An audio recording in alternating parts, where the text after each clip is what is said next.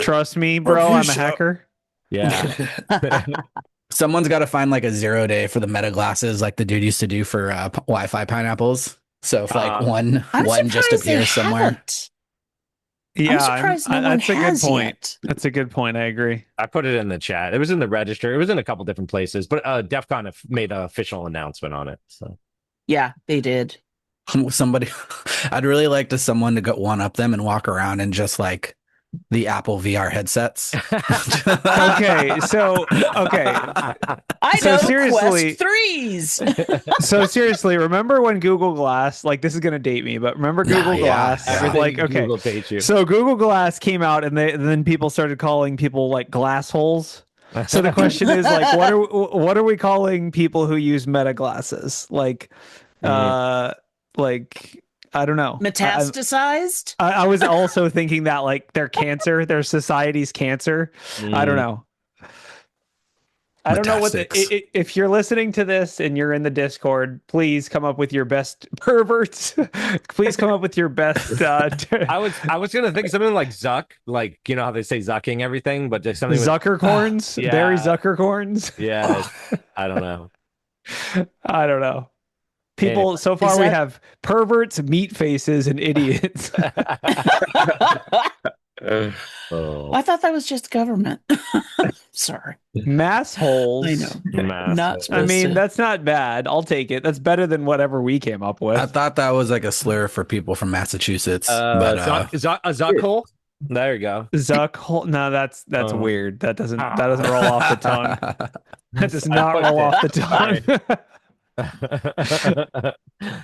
I wanted it to be a thing more than it was. How many AI queries are going out right now with this exact exactly. How many question? tokens are getting burnt on this?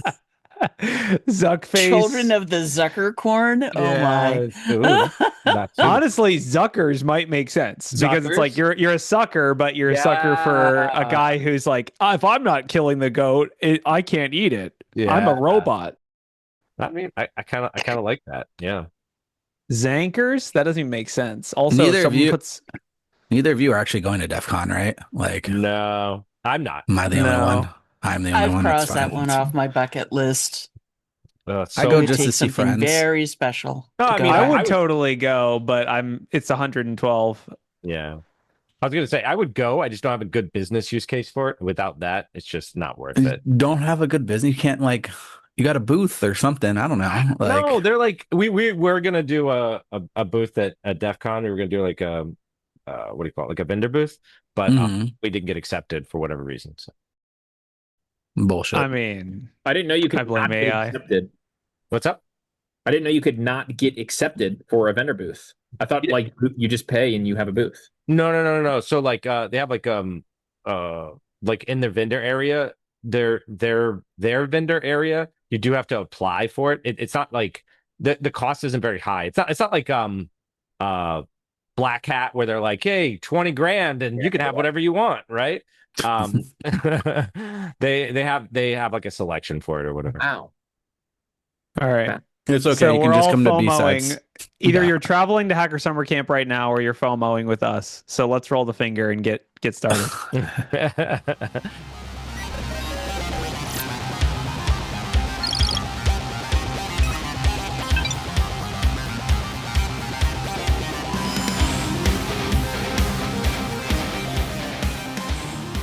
Hello and welcome to Block Hills Information Security's Talking About News. It's August 3rd, 2026. I'm not ready for August. I feel like it snuck in the weekend and I wasn't paying attention and I was like, ew. Like it was like that meme with Dwight where like Angela creeps up on him right behind him and he's like, that's me with August. I went to the beach yeah. for the first time this weekend, and the water was like 76 degrees, like hella warm. It was pretty My nice. condolences. I'm so sorry that you had to experience that. So yeah, welcome to the show. I'm Corey. I'm a director of continuous pen testing at Black Hills InfoSec. We got Wade, who's the director of having only one password. He lost all of his others. He tried Hunter 2, and password ! And all those were blocked, so he just gave up. Just gave up. I'm good. They don't We've need got Bronwyn, our local AI librarian, where she just has filling books and books with stupid things that AI does. Thanks. And then we have Nick from Flares, who's our guest. Hey, Nick, how's it going? I feel like we go way back, you know? We do. This is my third, I think, live thing with Black Hills. I've done a few of your shows before, and I'm so excited to be back. This one for the first time. Well, yeah, we'll say long-time listener, first-time caller. You know, we'll do the the classic radio show. Yes. Does it feel, Corey, that AI has taken the place of info stealers for us almost? Because I feel like that used to be our number one topic for a while. Hold on, info don't get stealers, too but- excited. Okay, so okay, I'll introduce Ralph, and then I'll go back to that. We also have Ralph. Hot. We also have Ralph, who lives in a room with so many doors that he doesn't know what all of them do. Too many.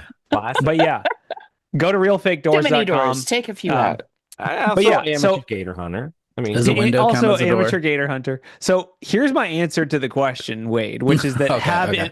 have we replaced info stealers with AI? And I would say we've replaced ransomware with AI, but we've kept info stealers as like the glue that holds everything together. Okay, yeah, that's Thank probably you for saying more right. that, Corey. I feel like info stealers. I'm a paid actor. Info stealers are still the thing. And by the way, we talk about phishing kits a lot now, so that's also a main. Yeah. But info stealers are still the like you're shaking people by the collar and being like, do you have any idea how easy all of this is? Like everything you want is sitting inside of an info stealer, and there's a million of them a week that show up and are brand new and have like who knows, like the every big incident you see, you look behind the curtain and it's like stolen password. And it's like it's Scooby-Doo. Where do you think the shiny hunters kids get the passwords from? It's from the Telegram groups with the stealer logs.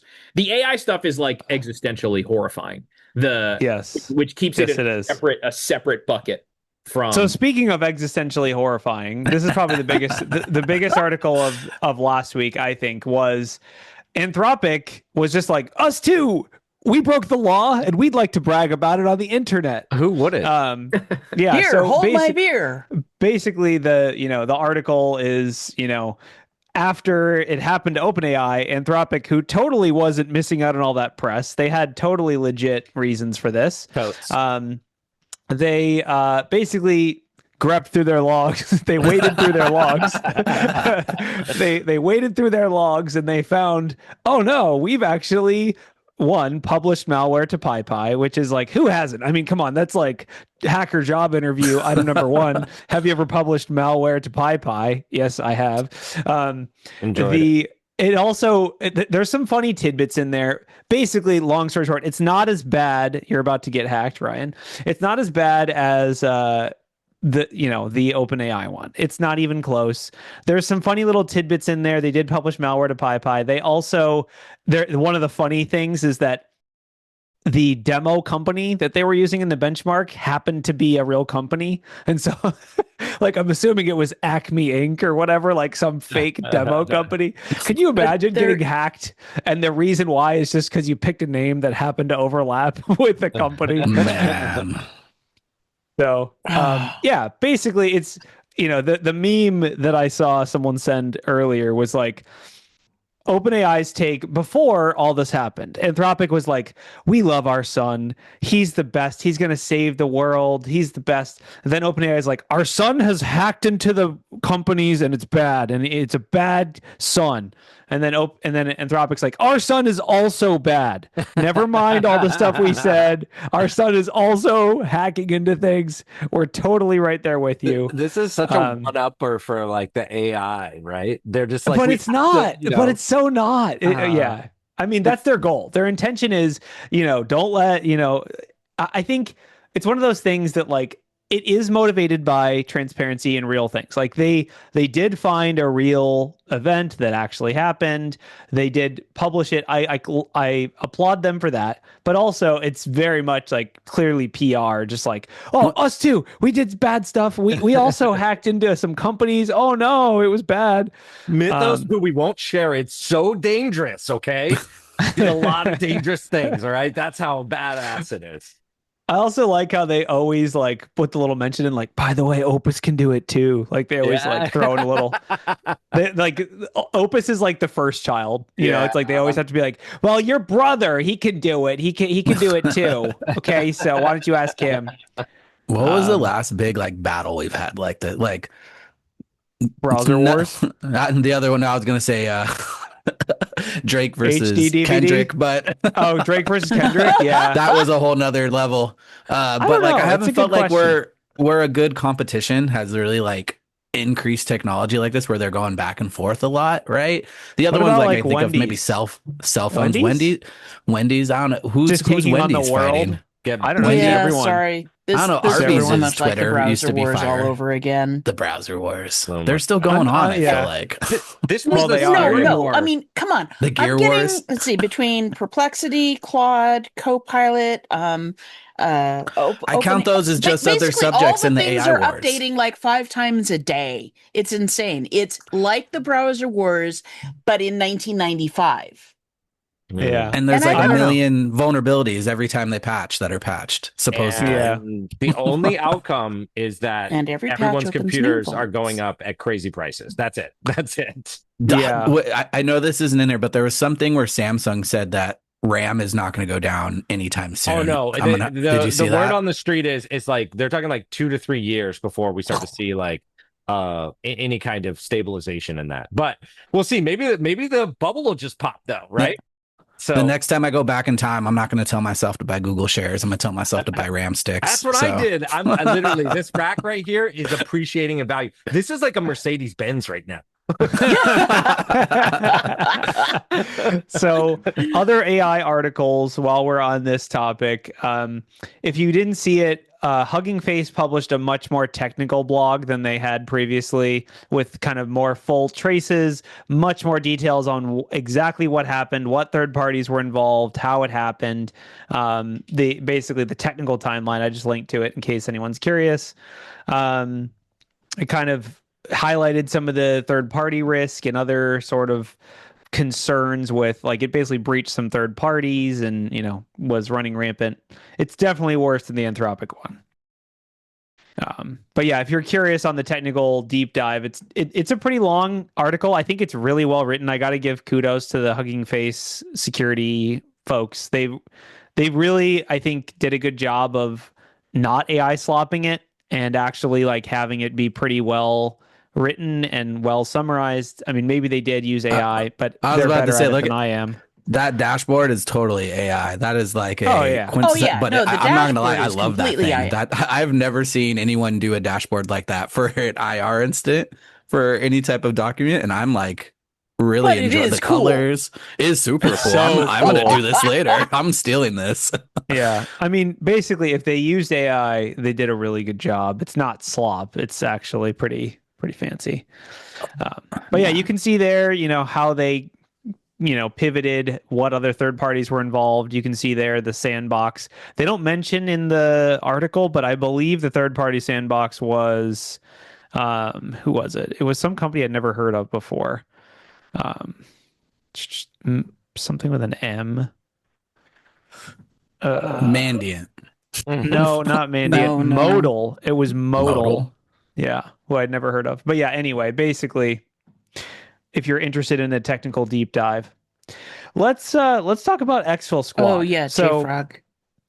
yeah, let's talk about ExfilSquad. So last week, a new threat actor popped onto the scene with a new Tor site, calling themselves ExfilSquad, and they claimed a breach of Microsoft, which it's kind of a big, it's like a big moment for your first breach. Just joining the club of other people who breached Microsoft. Yeah, it's classic. I'm sure Nick would have some takes on this, but like I don't think this one is a fake threat actor. We've seen in the past where like someone just downloads a bunch of ransomware data and is like, "We're a new threat actor. Here's all the companies we ransomed." Mm-hmm. There's a pretty decent little like profile of them that kind of runs through everything on Sock Radar that I'll post. But basically, they posted on July 26th being like, here's the companies we've hacked, including Microsoft. The evidence was pretty thin, and they have provided some evidence, but it seems to be that they're compromising cloud infrastructure, specifically Dynamics 365, which is like a Microsoft SaaS product for like a directory service. That's the only evidence they've really posted. So people are assuming that this threat actor is going after like misconfigured cloud type stuff, which is again why they said Microsoft was involved. But this is very thin on details. I guess Nick, have you been tracking this threat actor at all? Do you know anything about them that I don't?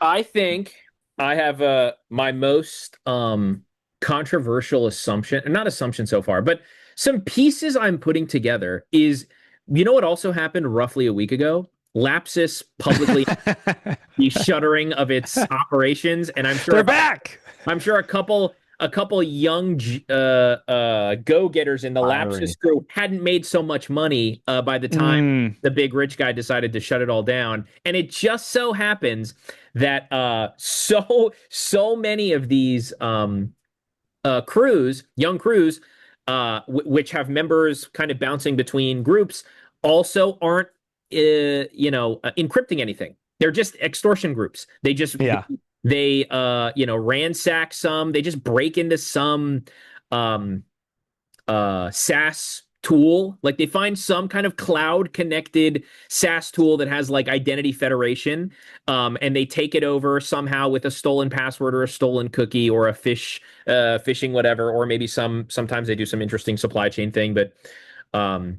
it's the same formula over again. The kind of unique part is they came out on the scene with like a bunch of victims day one, but they do not pass the sniff test of like this is their first ever extortion. This is not Baby's first extortion group. Like this is probably a crew of kids who've worked together before, and as the story seems to go, and they've probably done this before and collected this money before. The unique I don't know though. I don't know. I find it hard to believe that a group of hackers under the age of 25 isn't all the same like-minded mature individuals who would just collectively decide to shut down and never say anything on the internet ever again, right? Like or successfully extort a company for data and then never actually release that data publicly, as famously never happens after people. It never goes public. I have a dark web market question for Nick. Yes. How often do you see ads for dark web graphic designers? Because this logo's fire. I don't know who made it, but the ExfilSquad, like that's pretty good. That I promise you, they like when I was making ASCII art for like tools on GitHub in the late 2010s, early 2020s. There's a million websites where you just say ASCII art generator dot. Come on. There's not just some guy out there. It's like, your team, we're going to rebrand your team as this. This is a logo, your primary colors. Here's your logo kit. It is funny you say that because I specifically was looking at some threat actor or someone posting on a forum advertising graphic design skills for cyber criminals specifically, like web design and graphic design in general. So it's out there. It's a market. Okay. I don't know. Right. If you wonder if that's illegal. Some of them are pretty cool. They're not doing enough. I think this one was generated by Cowsay. If you don't know what that is, use Linux more. Some of them are cool. Most of them are so like grossly AI generated, and it's like you'd think that they would have like that in the world of thieves. They'd be like a little more artisanal and like make their own logos or pay some hungry artist for the work. But nope. It's all AI generated. See, I knew ASCII art would never go away. People told me years ago, ASCII art will die. And here it is. Never. I know. All right. So I guess stay tuned. We'll see what happens with that group. Extortion, cloud extortion. ExfilSquad. Microsoft, by the way, has not said anything. They haven't even acknowledged it. So clearly, at this point, maybe they're investigating. I don't know. But for now, they haven't confirmed it. They haven't denied it. We haven't heard back. So stay tuned. If you don't have a good cybersecurity news podcast, no, I'm just kidding. What else? I think, there was a wave of ICS attacks that are probably worth talking about. There was some, even in Rapid City, South Dakota, some say the toilets at Black Hills InfoSec didn't flush for a whole... No, I'm just kidding. Wow. That didn't happen. Also, technically, our office isn't even in Rapid City. It's in Sturgis. But I didn't know anyway, ICS. Also, John Strand probably has like like apocalypse bunker with, anyway. Good amount. Basically, SZA warned after there was a pretty heavy coordinated cyber attack targeting 30 different Minnesota water systems within the course of 2 days. There's a bunch of articles about this. I'll just kind of drop a few of them in the chat. This is the one from the Minnesota systems, and then SZA posted a warning after that. But yeah, basically and people are NBC blaming News Iran. said they've targeted water systems in 7 states, according to the FBI. So, frankly, my question is, why did it take so long? Yeah, that's a good question. I think. I don't think it did take long. I think we just detected it because Blue Team is actually getting a little bit better with detecting things. I think that's what it was. They've been in there the whole time. Okay, that could be true. The thing that they notice is usually when like something, even though these weren't like actual, in most cases, disruptions.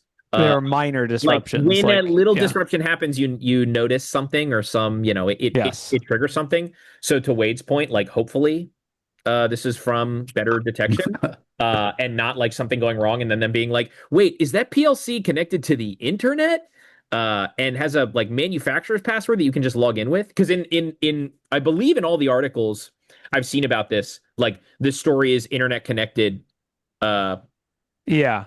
I mean, that which is like, I mean, again, I don't know, but like the articles in the maps, they're all like, oh, here's all the maps of publicly exposed PLCs. And I'm just like, this shouldn't exist. This map should not exist. There should not be a map.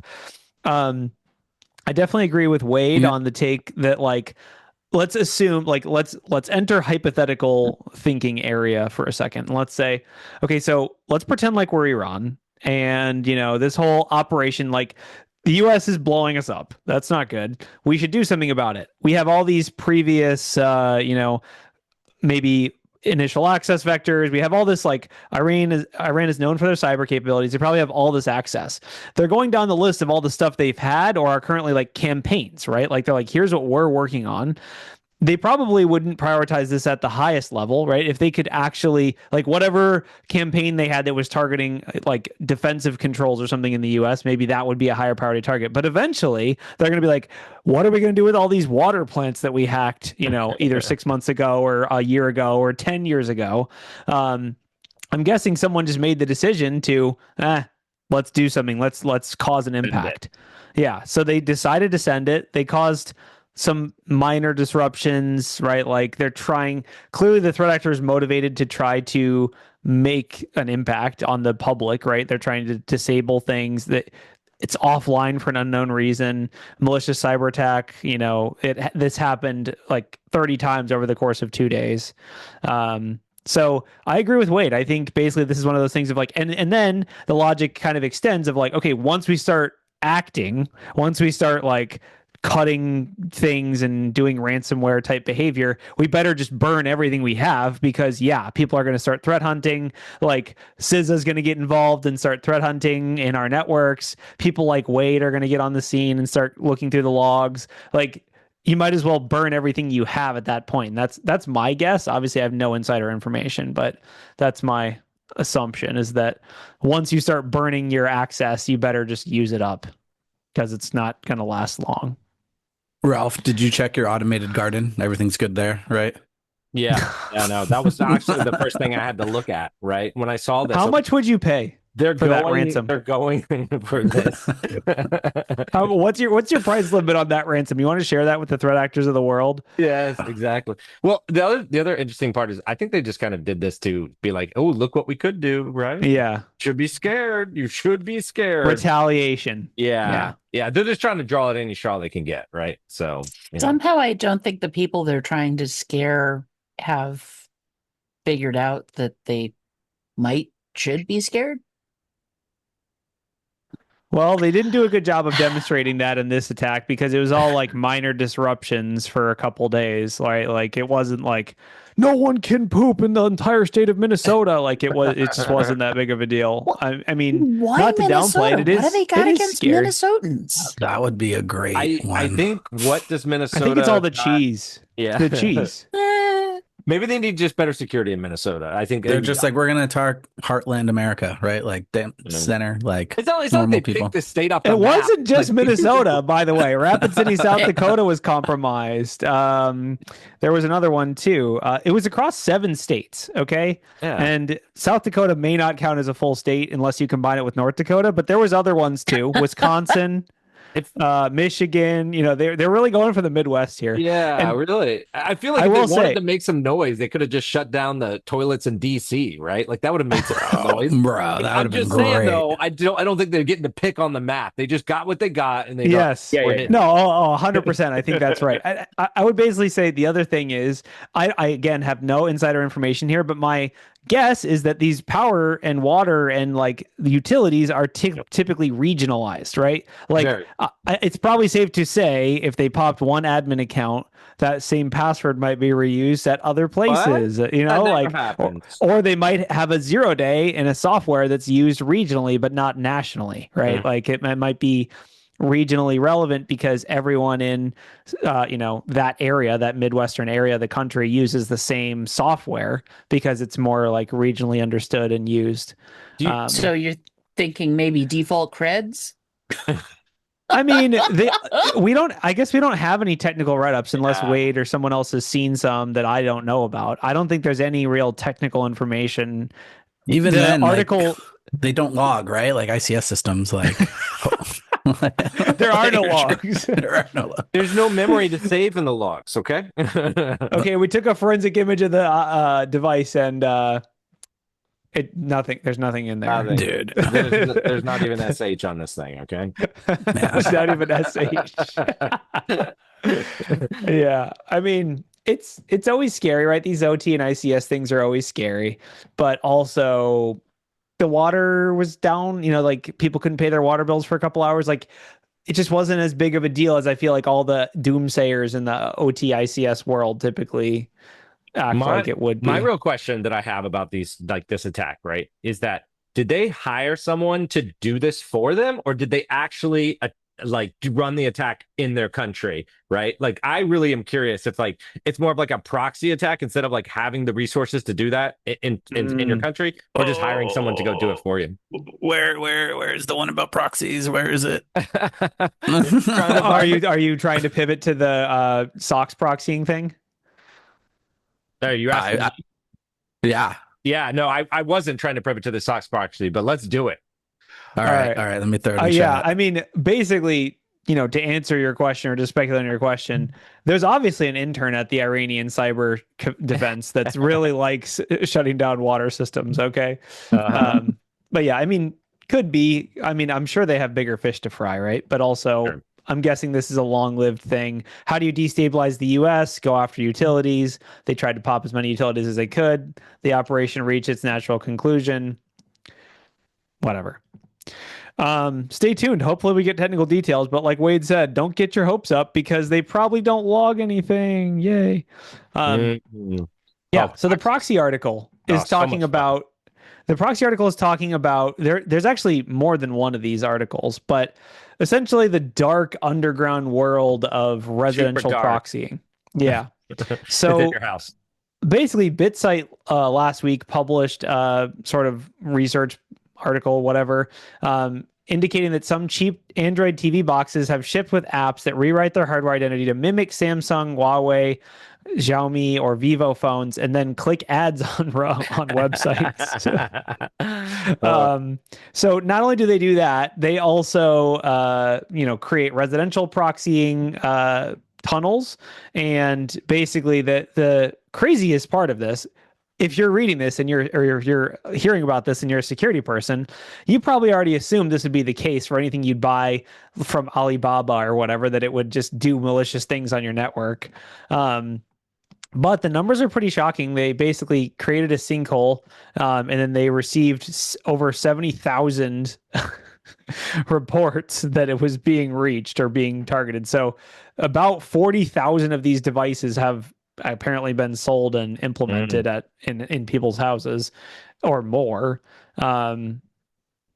Yeah, what's crazy, I see these like being sold at like farmers markets or like what? swap meets or dude, I've seen these. Like, what farmers everywhere. markets are you going to? I don't know if you haven't been to a big enough farmers market, but San Diego's got some big ones, right? Like the whole free IPTV thing that's where it's coming from. That's like a linchpin from it. Yeah. That is, and they actually got hit a little while ago too, from what I heard.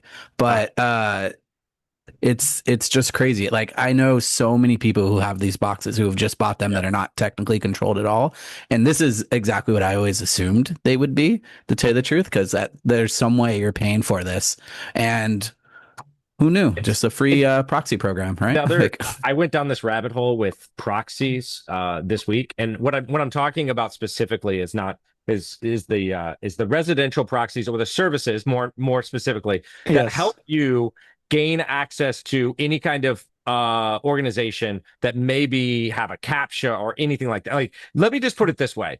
The Cloudflare CAPTCHA is totally broken, okay? It is like a speed bump in this process, all right? And many of these services can easily and efficiently bypass this and get, access essentially to the data that you're trying to prevent from like a larger scale. What gets even more interesting is when you combine these services where they have an API to, either test something, run either get data from that service, or maybe even try to do credentials or whatever. That's typically why you might put like a CAPTCHA in front of a login page, right? With AI, you can also automate this whole process to get around any kind of controls, technical, that you put in place to slow you down for doing other kinds of security testing, right? And that's what not just companies, but attackers are using, and also companies are using to be able to either get it for ads or to get access to systems, right? And this is all out here, and it's legal. So yeah, there's a few well-known providers, Oxy Labs and Bright Data, and a few others. It's kind of been sort of it's like one of the gray areas of security, kind of like data scraping or AI model distillation. It's like, it's happening at scale. We don't really talk about it, but also as security operators, we have to use these services occasionally. The one that we use at BHIS is Oxy Labs. We've met them, we trust them, but they're all kind of sketchy to some degree. Bright Data is, in my opinion, particularly sketchy. But let me tell, how many people you think would freely let this be running on their network as long as they had access to like Netflix and HBO for free, right? Most. At most. Yeah. Have you guys seen the videos on like YouTube where they're like, hey, get free Claude? And it's literally just like a single command line that you just copy on your computer to get free Claude. Click fix. Yeah, it's just an immediate click fix. Yes. So clearly, I mean, I think we've, to skip some steps, yes, the problem is not going to be solved at the user level. Like, users don't care or don't know. Interestingly, though, I just dropped another article. Samsung, who is a company who actually could potentially solve this, has recently banned or, changed their policy to essentially block any smart TV apps that share users' internet connections with strangers. So that would block all of the apps that we're talking about, from functioning on Samsung TVs. I think this is like the only real way to prevent this. Obviously, the Apple's App Store, we can assume, probably blocks this. The Android App Store probably blocks this. Like, this is logically, they're just ratcheting down the number of devices that could be used. Yeah. It has to be done at the provider level. But for the individuals who will go out and buy a $29.99, magic streaming stick off the internet and put it in their home network, that's where the residential proxies are going to end up. What I want to know is when the oven's going to be the new residential proxy, right? The smart oven. God. Don't say that. Don't say that. Like dude, I know. I know. It's like my dishwasher, I'm pretty sure, has an app. I need notifications on the app when my dishes are done. There's no way I'd be able to tell. There's no way. It will tell you when the arm is blocked. It'll be like, hey, I'm trying to spin over here, but I can't. It's the worst. I hate technology. All right, I'm going back to living under a rock. Oh gosh. It's just pretty staggering, the revenue estimates of the ad fraud operation alone, not including which residential proxies are also a huge business. Oh no, they're big money. That's always like, have been, always money. will be. But the ad fraud here, and I've seen similar numbers in other ad fraud campaigns before, but usually they use stolen creds. This is the BitSite blog estimates, which the screenshots in the same article that was sent, 150,000 at the estimated total fleet of devices is generating $150,000 in ad fraud revenue, operator getting paid by the ad network per day.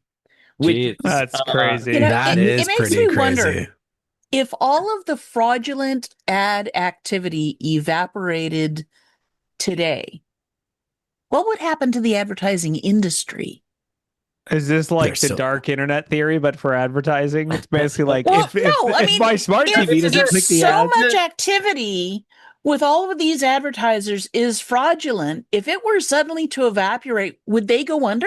well, the reason the companies are paying for the ads is because the ads are working even with the fraudulent activity, right? I think it would. No.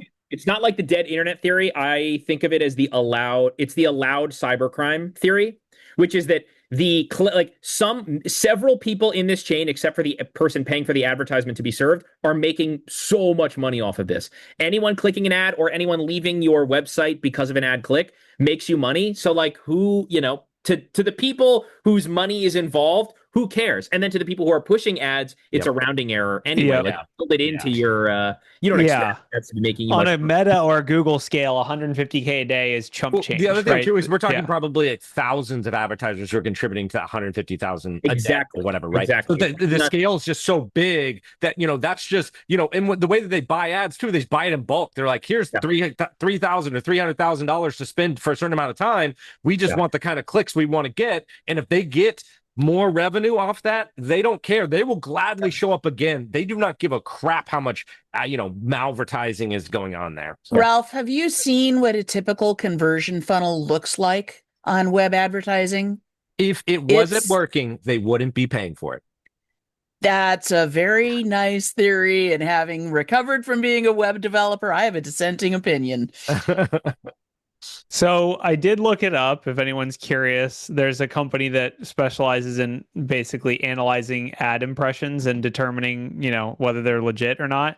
And basically the number that they give is 20%, meaning that like of all advertising, out of 100 billion impressions they analyzed, which is a shocking number, 21 billion showed risk signals, which means they came from a, Schwa ping or whatever streaming stick. Like they came from a completely invalid. God. Like my smart TV is trying to buy me 17,000 pairs of shoes or whatever. Like whatever. Yeah.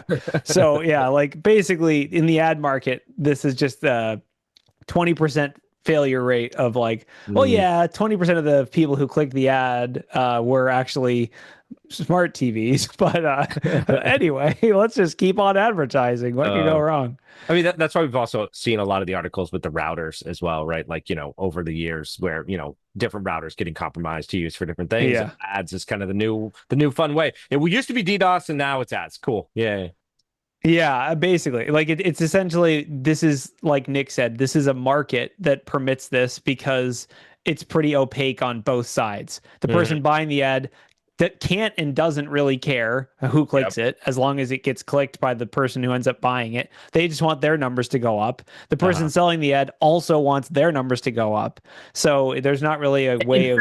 I imagine putting a 20% dent in your like click through if you eliminated malicious or obviously bot activity. Like most advertising bidding systems price in volume to how they're pricing ads, and they charge more based on like volume looking good. So it would probably devastate. Would make them look bad. Put a meaningful dent in like many advertising bidding networks if you removed all fraudulent activity. Like suddenly they would not only would they have less activity, they would have to you would pay them less to serve the ad because there's less recipients of the ad. Even mindful of the fact that a lot of it is obvious or preventable cybercrime. both people at the end of the market benefit from click farms. Basically, the people who are buying the ads can say, well, 20 million people click the ad, and people selling ads can say, we have 100 million people who are going to see this ad, even, line go but up, yeah. songs, everyone. And everybody just wants free Netflix. That's it. Yeah, dude, it's getting expensive. All right, and then you got to pay extra for no ads nowadays. Come on. Oh my god! Just get a Plex server, people. How that's are what they supposed to work under these conditions? just Google free Plex server command 2026 and run whatever happens. Yeah, what could go wrong? When it asks you to log into your 1Password, just don't. Just do it. That's way it's official evidence. They added that to 1Password just recently, so this actually goes to that one thing. Wow, you maybe someone was talking to them. I don't know. They added a feature which I remember on the news talking about. So now I'm thinking like maybe somebody said something, but now whenever you're on a website that is not the website that it's from, you get a little notification saying, "Hey, this isn't the website that this is supposed to be on." So kind of useful. There may be some more targeted versions of that later on, to be determined. That's why I always save my info stealer creds in 1Password. So then when it prompts me, I know it's going into an info stealer. All right. So next article, this will probably be a short stop, but I think it's interesting. I think we've talked about age verification a lot on this show as a general concept. There's been tons of articles about it, and it's kind of a hotly debated thing between like Discord was doing it, Apple's, but the article is that Google has announced as of July 29th that they intend to basically enforce age verification on Android devices. Essentially, I don't know. I haven't fully read exactly how this will work, but essentially they are saying they're creating basically an age verification API that apps can tie into that's designed to verify the age of a user when they open an application or when they, download an application to make that information available to them. It says full global rollout to all users later this year. They're trialing it in Australia and Canada and Brazil, apparently. So I don't necessarily think it's actually surprising to me that before an app couldn't like pull from someone's Google profile how old they are, but that appears to be the way that they're going. I don't know if this is on Apple as well, but it is. I don't know. I mean, obviously, Android has always been kind of maybe more privacy focused or more anonymous focused, but obviously, I think that has kind of gone out the window. And now, if you're an Android person, you care about privacy, you have to use something else like GrapheneOS. You probably wouldn't be in the Google ecosystem anyway. So I don't really know if this is a big deal, but it is happening, and apps will be able to request your age. I'm assuming you could still block that access, right? You could still, in the app permission settings, block it from viewing your age, but then an app can say it's required to show us your age to use this app. Don't look at there's my no way to age. fake your age on the internet. You can't just can't do just that. look at how old my Gmail account is. That's fine. And then I should pass everything. If my email ends in at AOL, you do not need to ask my age. Bro. I got someone with SBC Global, dude. Like, oh man. Oh, yeah. Do you know that meme that's like, if you ever get carded at a bar, just show them on your phone that you have the Merlin app, and that's proof that yeah, there's a bunch of that. Which is like, for those that don't know, that's a bird watching app. Anyway. There was another Google one I just put in the chat, where Google Chrome may soon block new tab hijacker extensions by default. What's a tab? Why do we allow new tab hijacker? Thank you. Why is this still a thing? So this is like Google is preparing pretty much a security feature saying like things can't open new tabs for you. Pretty much, or like extensions can't automatically open new tabs. My first thought about this is like some of the like cheap ad blockers that get installed, like will automatically open a tab, say buy this now, or do other things like that. Yeah. I know because I've once had to kill a lot of extensions from someone. The other interesting one on here, though, there was another feature, be blocking, posting. Oh, homepage hijacking. Tell me why that is still a thing where if I install an extension, Yes. it can steal my homepage and auto put well, it. because you want to install the like best Yes. Claude theme 2026 Yes. extension. Oh and my gosh. I stand by this 100%. 99.9% of extensions in any browser, do not install them. They're all bad, right? You need like one, and that's a password manager. Everything But else. what about Bonzi Buddy, dude? I know. There's going to be a Come couple on, exceptions. EFF Privacy Badger, you're gonna diss them? It's I don't like- know what it is, but it definitely is a supply chain risk. Yeah. It's I'm so, telling you that I'm gonna much. From the shout out- Electronic Frontier Foundation? yeah. Come supply on. chain. If people use it, it's a supply chain risk because I people will try to know, compromise the devs. But still. So there's an attack has a Chrome app that's actually really good that I like talk about in my CTI course and actually like suggest to people. Mhm. One of the organizations I worked at refused to let me install it, even though it's like open source. Yeah. Because it just mentioned a little bit of AI in it. And I was like, God, I have to look up my MITRE attack IDs by hand now, like a monster. But it's, You got I an still exception, suggest the right? app. I was looking for like an extension to it wasn't for Chrome. It was for VS Code, which by the way, there's like a bazillion. And like there's like 6 different ones. And Oh yeah, every literally- week there's a hold on, supply chain hold on, attack but I on couldn't Chrome. couldn't install it. I was like, no, this one's probably malware. This one's probably malware. They're all malware. VS Code's a lot scarier. I don't know Yes. why, but I get. I know. I'm like, "Ugh, this is look." everything. I'm like, I can't do it. I can't install this. I'm just gonna write my own at this point. It would be easier for AI to write my own. I would feel safer than, yeah. Anyway. That's a good. You should make an agent for that. Oh my God. Yeah, I posted a screenshot of my current browser in the Discord. If you're curious, it has Bonzi Buddy. It has Ask Jeeves. Which, by the way, That's- we didn't cover this on the show, but I went to Ask Jeeves the other day to look up to go to Alta Vista, then to go to Google, Ooh. and it's shut I did do down. it. Ask Jeeves is done. You can't. You ask can't it ask anymore. him anymore. You have to ask What someone about- else. Is it just Claude? ask.com? Oh yeah, that's gone too. It's all gone.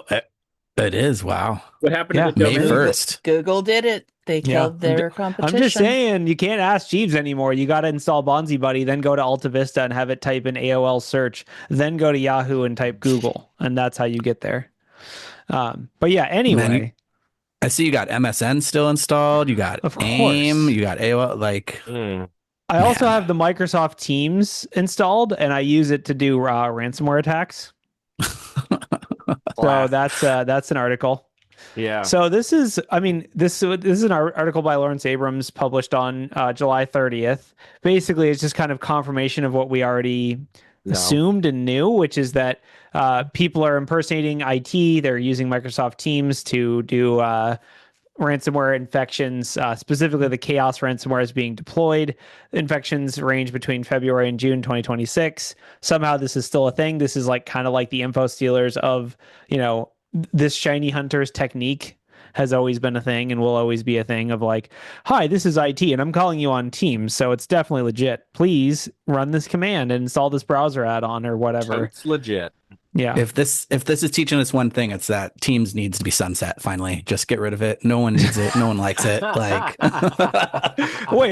You mean Skype, right? Yes. the same. You mean Skype, dude. If you dig deep enough into the Teams APIs, a lot of it is still Skype. But Yeah. anyway, I bet. let's You gotta not talk love- about that. You gotta love But it. yeah, basically, if you get an unsolicited phone call, even if it comes on Microsoft Teams, you probably still shouldn't answer it. I answer all of them, just like all the phone calls I get every day. They're always good. There was a couple other breaches. Amgen was breached, Cloud breach that released patient health and proprietary info. It's a biotech company. I'm sure nothing could go wrong. I'm sure the data will never be leaked on the dark web or anything. I had one that's not a breach, but was kind of interesting that I saw, and that was the cybersecurity MDSec got bought by Bank of America, which I thought was wild. Like, what did Bank of America want with a consulting? They just really wanted something that wasn't Cobalt Strike. I guess maybe that's Who it. bought They who bought Recorded Future though? What's up? Didn't one of the big finance companies buy Recorded Future? I don't know. I don't know. Yeah, MasterCard. MasterCard. There you go. Yeah, like Wow. maybe they're like pivoting into cyber, right? Like, or they're just tired of getting external consultants. They're doing the old Cisco Splunk route. Oh yeah, they just, Mhm. if you can't build it, you got to Maybe. buy it. Yeah.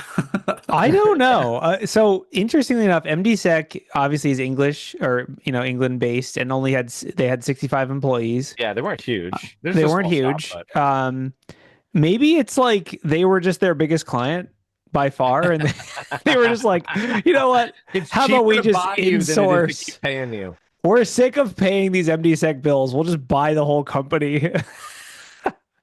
Yeah, I just thought it was interesting. Two things. I think one thing I didn't realize, Bank of America has like a cybersecurity office in England. It's pretty big. I think it's got like 1,300 employees. Oh, And wow. so I think Yeah. they're going to roll 1,400 employees. It roll says. them up into that organization. That's kind of what they were hinting at. But still, though, all those guys were doing offensive security consulting, so now they'd be moving into defensive. It just doesn't seem like the same. Does anybody just really find it funny that the Bank of America has all their cyber people in England, the UK? Dude, GMT is a hell of a drug. Listen, you get on that GMT train, you never come back. Okay, that's why. That's why. Imagine being at UTC offset 0. I mean, I can't even. Jealous. I have I'm a just whole jealous. separate clock for you, so I can know what time it is when I'm looking at certain logs. I'm like, okay, what is it? Like, I run everything at UTC and just convert in my brain. I don't need. you're a Dude, monster. no, you don't. No one I used to do believes that a you. lot. Everyone runs at UTC. They just -5 or whatever it is. You probably still run in 24-hour time too, you dirty dog. But yeah, so I mean, a sum wasn't disclosed. We don't know how much it was. But I mean, I guess congrats to the founders of MDSec. Let us know what luxury car / yacht you purchase, and I hope your employees are happy. Only the finest. What else? What else we got? Did you guys, I don't know if we covered this, but did you guys see the article about the guy at airport security that gave the wipe code to customs? The distress Yes. pen. Yes, Yeah, yes, yes. yeah. I was actually just thinking about The this one graphene that you brought phones. it. Yeah, so this happened maybe 2 weeks ago. I forget exactly when it happened, but it's been blowing up. Obviously, the ACLU and the EFF and all these types of people are probably going to get involved. But so what had happened was a guy is crossing the border is in customs in Atlanta, and they ask him for the passcode to his phone. Instead of his real passcode, what he gives them is the distress passcode, which in GrapheneOS, you can configure a passcode that wipes your phone if you type it in. So he gave them the distress passcode and it wiped his phone. And then he got arrested, basically. He, is actively in trouble for doing that. And so the question becomes, what are the rules? Like who, it's kind of it's like the getting whole a little bit self-incrimination thing, right? Yeah. Can you self-incriminate yourself? Do you have to give someone your password? I think is it destroying evidence? That's what basically that's what they're Also, charging him with is did he- destruction of evidence. Did he destroy it? Like what? No, they did. Oh, They that's a typed it good in. point. That's Well, a he good did. point. He did it. he He gave gave them- them the yeah. distress passcode, so they are the ones that destroyed it, but he fed Yeah. them the distress I didn't tell passcode. you what Exactly. type of passcode Yeah, it was. It you was didn't just a ask. passcode to a phone. That's didn't one of the ask passcodes This that was the works. distress passcode. I honestly didn't even read his Miranda rights. He didn't. I mean, like they Yeah, didn't give him anything, totally. right? So then it's funny because this is America, and so the debate is really just: are we allowed to just do whatever the hell we want instead of following our laws? Yes or no? Yeah. And the answer to the question is: we will see, I guess. we will But yeah, see in this court because that's where it actually gets solved, right? Like you can be charged for anything at any time, but the court is where you find out whether that's actually Yes. what, right? I think basically what I would say is this guy's OPSEC is really good. like not only did he have the GrapheneOS, he also had a distress code set up. Like I'm over here with my biometric auth that can easily be, I would Put your thumb on there. They don't even yeah, they can. Which, Yep. by the way, they can. That doesn't count as self-incrimination. They can get your biometric data without your consent. So, I saw people posting on LinkedIn. They were like, "Oh, that's why I just put my PIN code on the back of my phone written down, so they don't even have to ask." But that's the distress code. Okay, so that's a great example of like then it's just like one legal argument removed. I was like, well, you tried to break into my Honestly, like as an infosec professional, if someone asked me for my phone and I had all this set up, I'd be like, finally, it gets like I would be excited for it, right? Yes. And then you're like, oh shit. Let's see if it actually works. What if Yeah. that's what I've been thinking here. It's Honestly, like- what if you just make the distress pin code like 4 once, right? That's the first try. Boom. Well, yeah. So there's a lot of like sub arguments here. So some of the people on Discord are asking, you know, like, did they actually wipe the phone or did it just delete the encryption key? And like, it seems that the way Graphene does it is it doesn't actually wipe the data. It just deletes the encryption key, and you could regenerate that with the correct passcode later. So it's like, technically the data isn't gone. I don't know. It's like, it really gets into, it's going to take at least 3 months for any federal judge to actually see this or understand how encryption works enough to actually make a ruling on it. But it is interesting. I think we'll see, stay tuned. We'll see what happens with this one. My guess, if I had to go on Polymarket or whatever and make a prediction, I bet you this guy gets exonerated of all charges. Like the ACLU is going to get involved. I just don't think this I could hope get so. Yeah. He could also just be like, I mean- oh, my bad. I got them confused. Like there's so many defenses, right? Like, Yeah. I think Corey just leaked that he's really the runner of the pony market that's going on Okay, with DEF CON. He's like switching over to Polymarket real quick. Yeah. So I don't want to talk about this, but I think we should just because it's funny. But basically, someone has set up, this is probably a phishing site. Like I want to be clear. I do not condone or endorse this site at all. But it is funny. So we're going to talk about it and go to it at your own caution, at your own risk, maybe in a VM. But someone has set up a DEF CON / Black Hat hacker summer camp specifically based prediction market. And there's some fun little, things you can bet on. The website is Pony Market, pwnymarket.com. Like I said, don't go to that if you don't want to get some fun viruses, probably. But if you do go to it, there's some hilarious predictions. Like, for example, will a vendor's AI demo get prompt injected live on the floor? That's one of the things you could bet on. You can also bet on, will any keynote speaker say shadow AI? Or you can predict on the vector for the next major supply chain incident, which right now is 3-way split between VS Code, a browser, or an NPM package. All are funny. perfectly viable. Oh, yeah, they are. I think it's funny. It's stupid. Just like all prediction markets, it's probably illegal or will be sued into oblivion soon. But if you want to check it out, here it is. Like I said, I don't condone it, but it is funny. Don't click this link. It's probably someone's talk about how sketchy prediction markets is, and they're using this as like the example. Oh, that is such a good one. What a slow burn, man. That would be nice. All right, what else we got? Is there anything else? I know we don't actually have that much time left. I do want to, before we continue with ChickenSec news, which we'll do last. I want to give Nick, you're here as the guest. I want to give you the opportunity to plug anything you want to plug. What do you got? You said you phishing kits. You got a new article. What's you're talking at the AI Summit, right? Yeah, I'm talking at the AI Summit soon. So more Flare, Black Hills stuff coming together. If anyone in the audience is going to be at in Vegas, we have I won't be there, but there's a lot of Flare people who are going to be in Vegas. We've got a really cool challenge going on, Darkroom. There's probably a million Flare links I could find. I'll throw one in the chat for Darkroom, but definitely be sure to check it out if you're down there. We've also been publishing super novel research on phishing kits lately.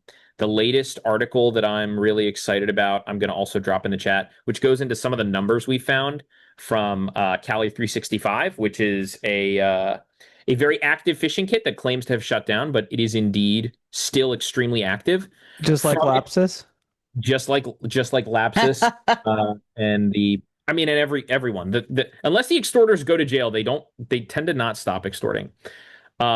That's some good graphic design you got there. Did you hire the same one that's you saw on the dark web, that fishing hook that looks like a dragon? Like, dude, that's better than ASCII art. Yeah, that's what I'm saying. He hired the graphic designer that he saw. No, I've been a strong advocate for all ASCII art related projects. The Flare Darkroom the Flare darkroom page has got a huge ASCII art skull. It is actually pretty cool, man. Thing fought so hard to make sure ASCII art was present. Oh yeah, you pushed it hard. Hell yeah! But okay, throwback Bravo, real Nick. quick. Do you guys remember digital blasphemy? Anyway, that's an internet throwback. Anyway, go ahead. That's it. That's all I have to promote. Check out the blog. Check out Darkroom if you're in Vegas, or our Discord. We've also got it there. We're gonna have a really cool conversation with Norman, our CEO, Jason Haddix, famous hacker, and Rob Baer, the head of cyber and national policy at Anthropic. That's all going to be happening at Flare events in Vegas. So be sure to check them out. Check out the article, and if you like this kind of stuff, hit me up on Discord. We have a Flare group for people interested in cybercrime in the dark web and this kind of stuff. That's kind of our bread and butter at Flare is CTI and the world of cybercrime. Are you saying people have a flair for dark web? Yes, the dark arts. All right, nice. And then you're also speaking at the AI Summit, which is coming up. I don't know if you covered that. I did. Yes, I did. Okay. Super excited about that at Flare. We love doing that kind of stuff. All right. Wade, you have anything to plug? I see you already linked your DEFCON. I threw links in there. So I'm throwing DEFCON San Diego. I'm not going to lie to you guys. Ticket sales have been horrible. Like, so I think last year, San Diego was one of the first ones to sell out. And we only had 25 slots or 20 slots. This year, I've sold one ticket besides myself. So we'll see what happens. But please, if you guys want to show out, DEFCON is not just me in San Diego, but it's also virtual if you want, and plenty of other places. So anyways, check it out. Completely hands-on detection engineering and threat hunting conference. Nice. That sounds awesome. Yeah. Ralph, you're not going to be at Hacker Fest, but anything you want to plug? No, nothing to plug tonight. All right. No. Bronwyn, anything you want to plug? You're speaking at the AI Summit too, right? Actually, Connor and I are going to be co-hosts for the summit proper. And then the Monday following, I'm teaching a workshop, 4-hour workshop on how to set up a local LLM using Tailscale so that you can keep it completely inside. And I know that Tailscale, the command path goes outside of the direct communications. So there's a side quest in the lab manual if you want to use Headscale, if you want to set up like your private LLM or a RAG stack or something and be able to use it entirely on an internal network for your use and abuse. And I can definitely just use my smart TV for the VM, right? Absolutely. Only if it has extra. Good. Because all right. No, So MetaCTF will be delivering labs through their interface, but I also do have VMware VMs that you can download and run if you have the system resources to do that. nice. So last article, ChickenSec. John specifically asked that we include this. We're not exactly sure why, but here we go. It's a chicken. It's a chicken. So Chick-fil-A was breached. And I bet you it was InfoStealers. Chicken. Just to just to wrap things up, especially because Nick's here, this was definitely InfoStealers. Loyalty accounts, and it even says obtained from a third-party source in an automated credential-stuffing attack. So basically, if you want to be this threat actor, here's what you would do. Go in Flare, go to credential browser, go to type Chick-fil-A.com, export all the credentials, then log in. Now you have a 10-state data breach on your hands, people. Chick-fil-A. I haven't paid Get for chicken Flare. for years. Chick-fil-A, if you're listening to this, I know you're closed on Sundays. Flare is not closed on Sundays. Get Flare. Just get it. It's not that hard. It's really easy, guys, to not have this happen to you. They probably got hacked on a Sunday then, they probably did. And also, I bet you Flare, you could even make it say my pleasure after they give you credentials. Yeah. Right? We would. You could we would. Easy. That's a top priority, I think. Can you implement a special API code for 406 my pleasure or whatever? Yeah, we can even do 206. We have like Easter egg UX. Like you can change your color scheme at Flare if you know the secret codes for different. Oh wait, what? Yeah. Leak some flare codes. We need All right, them. there are a few that I can't believe I'm disclosing right now, but there's Shrek mode, there's Barbie mode.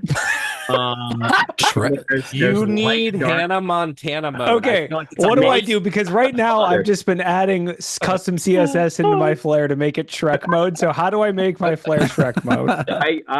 I need to check and make sure it's still working. DPT is going to have Shrek mode in no time Is at it all. like, is it an undocumented? Is it all ogre? What's happening?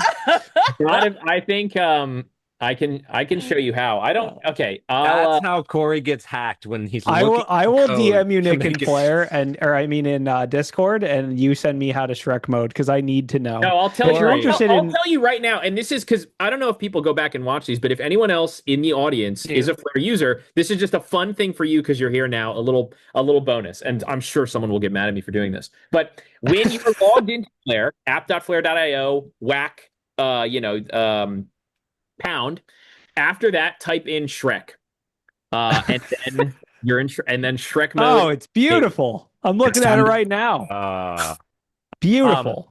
I was gonna say, Corey, I have an extension. You should install it, and you can get a lot more modes. Okay, yeah. Send me. I was is it about to Bonzi say, Buddy? right? Can I turn Bonzi Buddy into Shrek? Because I actually really need to do that. Flare just gets DDoSed by all these people brute forcing their codes, wanting Flare to see what does else is not there. currently have any published browser extension, so just